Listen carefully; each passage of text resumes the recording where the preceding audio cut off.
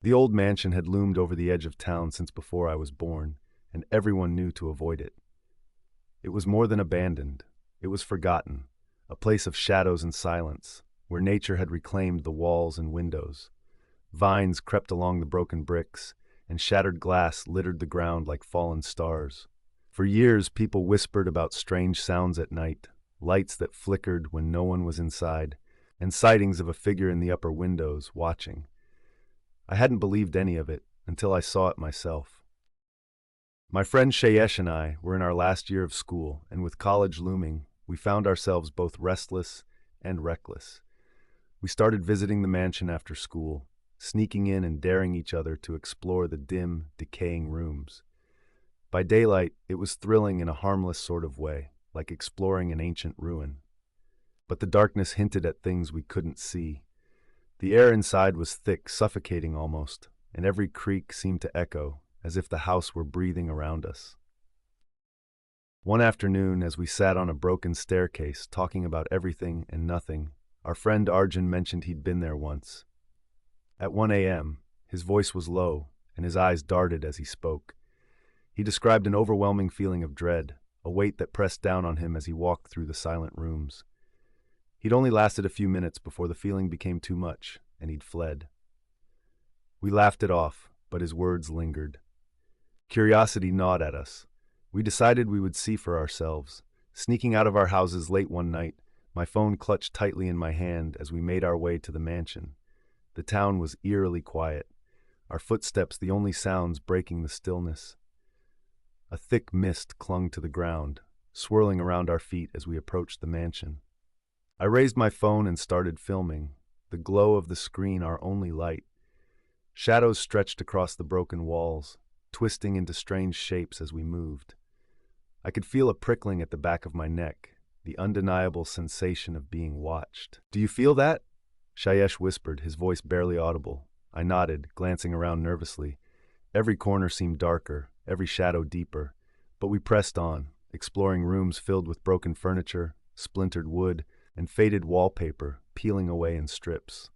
Just as my nerves were reaching a breaking point, I caught something out of the corner of my eye, a fleeting shadow, a movement just beyond my sight. But when I turned, there was nothing there. "Maybe we should go," I muttered, my voice shaking. Shayesh nodded, his face pale in the dim light.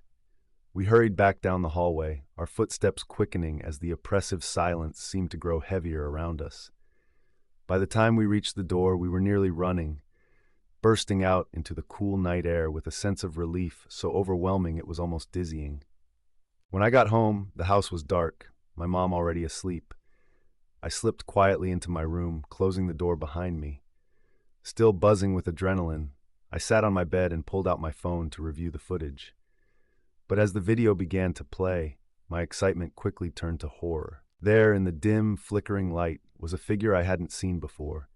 It stood at the edge of the frame, its back to the camera, a tall silhouette cloaked in shadow, with long hair draped over its shoulders.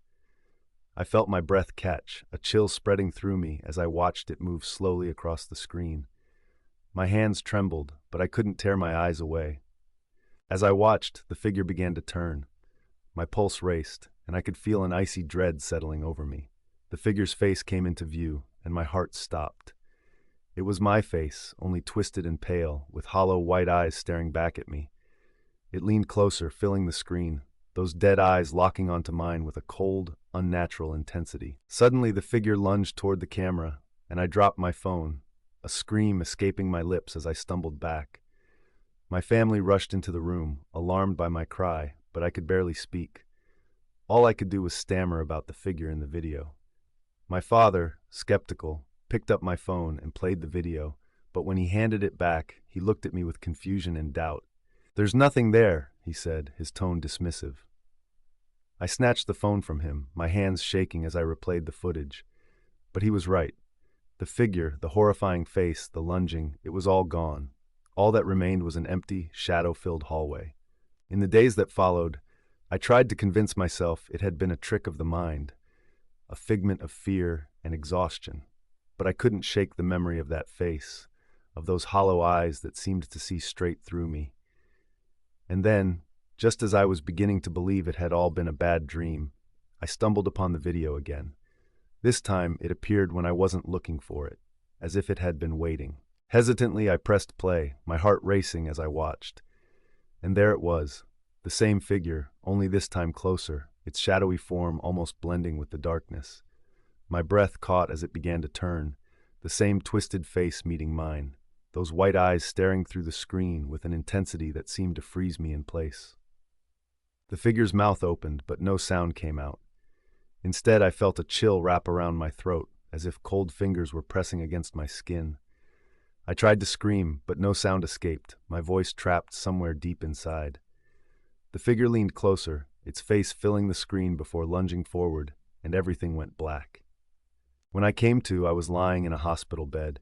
My mother sat beside me, her eyes filled with worry, but I could barely register her words. All I could think about was the figure, its face, its presence. It hadn't left me. I could feel it, lingering somewhere just out of sight, watching, waiting. Since that day, it hasn't appeared in any video, but its shadow looms over my life, creeping into my dreams, haunting the corners of my mind. And every night, when the house is quiet and the world is still, I feel it standing just behind me, waiting for me to turn.